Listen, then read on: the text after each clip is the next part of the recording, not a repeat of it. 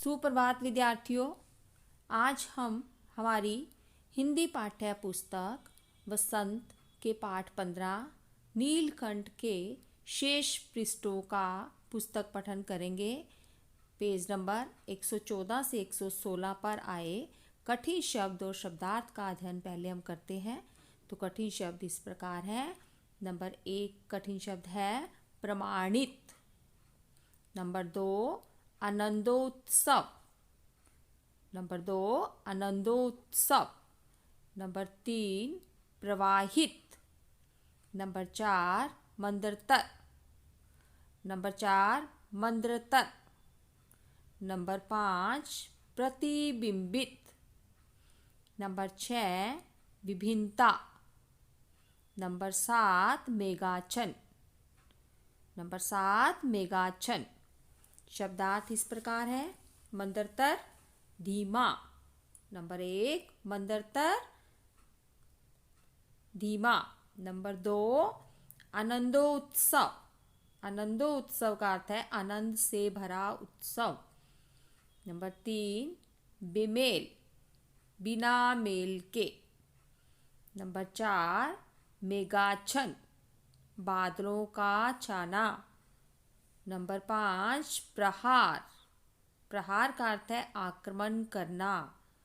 Number 6 प्रवाहित बहा देना। प्रवाहित का अर्थ होता है बहा देना। तो आइए अब हम आगे पुस्तक पठन करते हैं। पेज नंबर 114 से शुरू करते हैं। तो आप सब अपनी पुस्तक पर ध्यान केंद्रित करेंगे। एक दिन मुझे किसी कार्य से नखास कोने से निकलना पड़ा और बड़े मियाँ ने पहले के समान कार को रोक लिया। इस बार किसी पिंजरे की ओर नहीं देखूंगी, यह संकल्प करके मैंने बड़े मियाँ की विरल दाढ़ी और सफ़ेद डोरे से कान में बंधी ऐनक को ही अपने ध्यान का केंद्र बनाया। पर बड़े मियाँ के पैरों के पास जो मोरनी पड़ी थी उसे अनदेखा करना कठिन था। मोरनी राधा के समान ही थी। उसके मूंछ से बंधे दोनों पंजों की उंगलियां टूटकर इस प्रकार एकत्रित हो गई थी कि वह खड़ी भी नहीं हो सकती थी। यहाँ पर लेखिका ने यह बताया है कि एक बार जब वह वापस उसी रास्ते से जा रही थी, नखास कोने से निकलना यानी किसी काम से उसी रास्ते से वापस निकली, तो बड़े मियाँ ने पहले के समान ही उसकी कार को रोक लिया, क्योंकि अब उसका तो व्यापार था। उसने सोचा लेखिका जा रही है, उसने दोबारा से उसको रोका। तो इस बार लेखिका ने ये सोच रखा था कि मैं अब कोई भी पिंजरा वहाँ पर नहीं देखूंगी, है ना।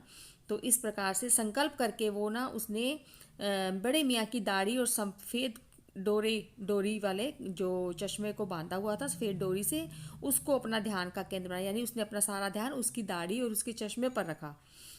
तो पर बड़े मियाँ के पैरों के पास क्या देखती है कि एक पिंजरा पड़ा है जिसमें कि एक मोरनी पड़ी है। उसे अनदेखा करना उसके लिए कठिन था। क्यों अनदेखा क्यों नहीं कर सकी वो, उसको क्यों नहीं देखे बिना रह सकी? क्योंकि अनदेखा मतलब बिना देखे रहना। इसलिए नहीं, वो भी मोरनी थी, एक राधा के समान ही थी। लेकिन इस मोरनी और उस मोरनी में क्या अंतर था? इस मोरनी के जो उंगलियां थी पंजों की, वो इकट्ठी हो गई थी। यानी किसी ने जैसे उसको घायल कर दिया हो, चोट पहुंचाई हो, वो खड़ी नहीं हो सकती थी। तो उसने सोचा था कि आज वो मतलब किसी भी पक्षी को वहां से नहीं लेगी, है ना। तो लेकिन जब उसके पास उसने उस मोरनी को पड़े हुए देखा तो अनदेखा करना उसके लिए असंभव था। और उस मोरनी के जो पैर थे, पंजे की उंगलियां थी, वो एकत्र यानी इकट्ठी हो चुकी थी, जिससे कि वो खड़ी भी नहीं हो सकती थी। आगे है बड़े मियाँ की भाषण मेल फिर दौड़ने लगी।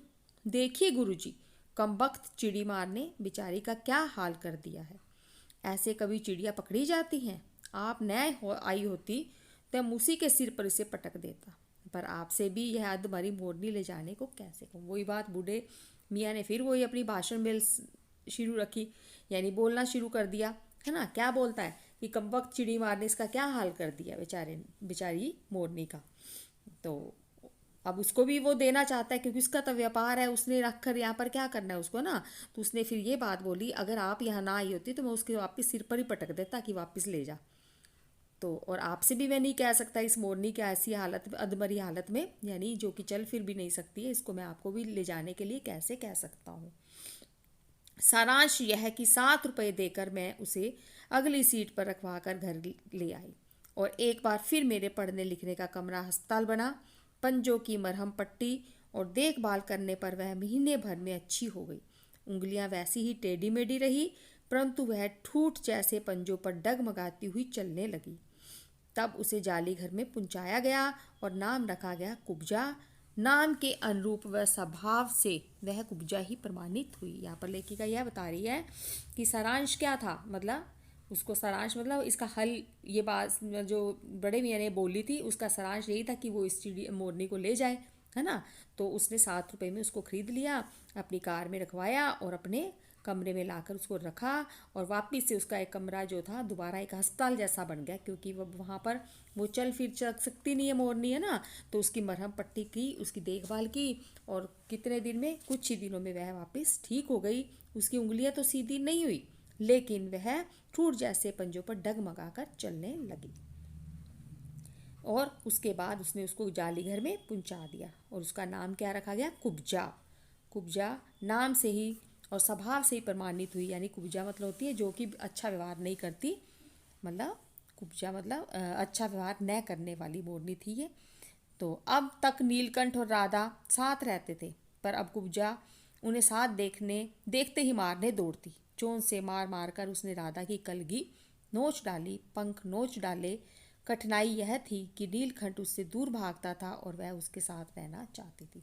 देखो, लेखिका यहाँ ये बता रही है कि मोर जो है वो इस कुब्जा नामक मोरनी से दूर रहना चाहता था, लेकिन कुब्जा कुछ क्या पसंद नहीं करती थी, मोरनी और मोरनी राधा और मोर को साथ देखती तो वह उस पर प्रहार करना शुरू कर देती थी, यानी वो उसको देख नहीं सकती थी और मोर को ये चीज़ पसंद नहीं थी, वो उससे दूर भागता था। आगे है, न किसी जीव जंतु से उसकी मित्रता थी, न वह किसी को नीलकंठ के समीप आने देना चाहती थी।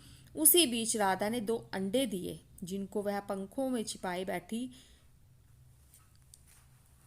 रहती थी। पता चलते ही कुब्जा ने चोंच मार मार कर राधा को ढकेल दिया और फिर अंडे फोड़कर ठूठ जैसे पंजों से सब और छितरा दिया।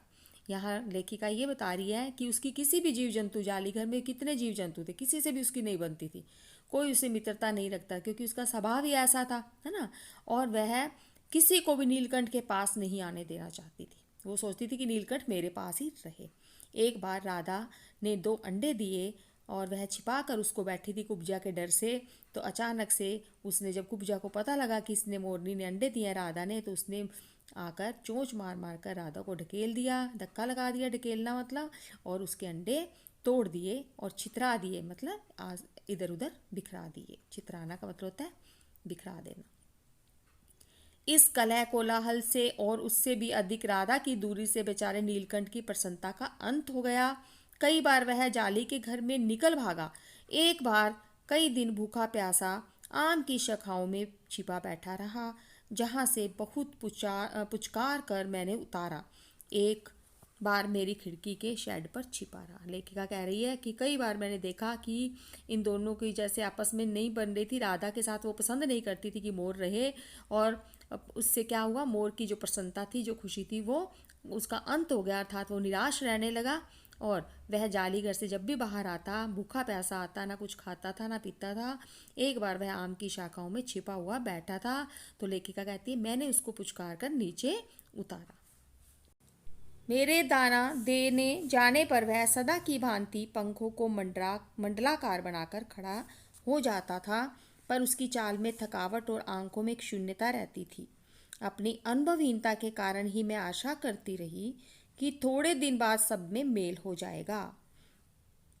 अंत में 3-4 मास के उपरांत एक दिन सवेरे जाकर देखा कि नीलकंठ पूंछ पंख फैलाए धरती पर उसी प्रकार बैठा हुआ है जैसे खरगोश के बच्चों को पंखों में छिपाकर बैठता था। मेरे पुकारने पर भी उसके न उठने पर संदेह हुआ। लेखिका कह रही है, मैं सदा की भांति उसको देखा कि एक वह पंख फैलाकर बैठा है, लेकिन क्या वह खुश नहीं था। उसकी क्या लग रहा था, थकावट, उसकी चाल में थकावट, क्योंकि वो उदास रहता था ना, इस प्रकार का व्यवहार कुब्जा का देखकर उदास रहने लगा था। उसकी आंखों में भी शून्यता थी मेरे अनुभव करने पर मैंने ये सोचा कि चलो कुछ दिन बाद इनमें मेल हो जाएगा, है ना। लेकिन जब 3-4 महीने हो गए, एक दिन मैंने सुबह जाकर देखा तो ये वैसे ही उसी अवस्था में, मतलब पंख फैलाकर बैठा हुआ था, जैसे खरगोश के पंखों को उसने छिपाकर अपने पंखों में बैठता था। लेकिन मैंने उसको जब आवाज़ लगाई तो जब वो उठा नहीं तो मुझे संदेह हुआ, यानी मुझे शक हुआ कि ये उठ क्यों नहीं रहा है। वास्तव में नीलकंठ मर गया था। क्यों का उत्तर अब तक नहीं मिल सका। न उसे कोई बीमारी हुई, न उसके रंग बिरंगे फूलों के सतबक जैसे शरीर पर किसी चोट का चिन्ह मिला। लेखिका कह रही है, उस समय जब मैंने आवाज़ लगाई, पुकारा तो वो नहीं उठा तो मुझे संदेह हुआ। तो उस समय नीलकंठ क्या हो चुका था, मर चुका था। क्यों का उत्तर आज तक नहीं मिला। लेखिका कह रही है कि किस प्रकार से वो मरा, ना तो उसको कोई बीमारी हुई, ना ही किसी ने उसके शरीर पर कोई चोट पहुंचाई, कोई निशान मिला, है ना।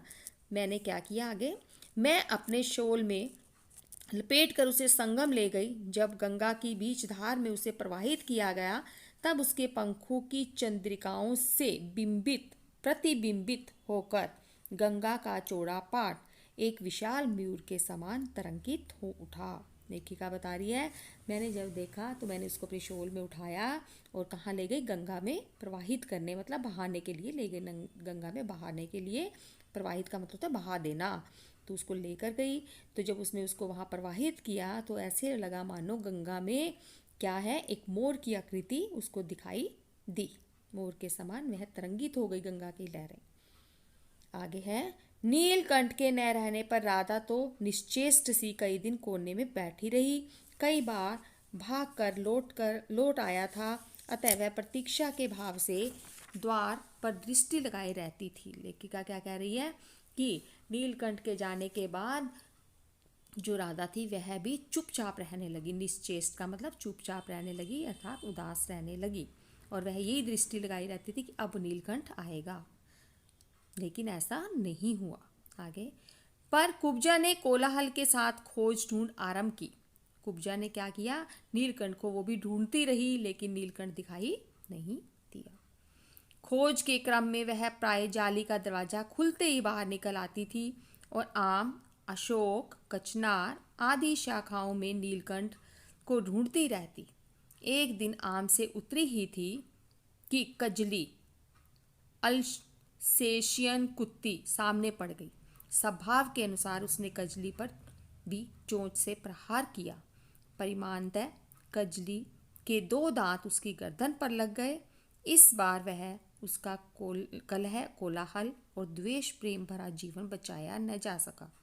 परंतु इन 3 पक्षियों ने मुझे पक्षी प्रकृति की विभिन्नता का जो परिचय दिया, वह मेरे लिए विशेष महत्व लगता है। लेखिका ने क्या कहा कि ये जो 3 पक्षी थे, अब एक बार जब वो उसको ढूंढती रही कुब्जा, तो अचानक से क्या होता है, एक बार वह आम के पेड़ से उतरती है तो सामने उसके अलेशियन कुत्ती कजली जिसका नाम था, वो उसके सामने पड़ गई।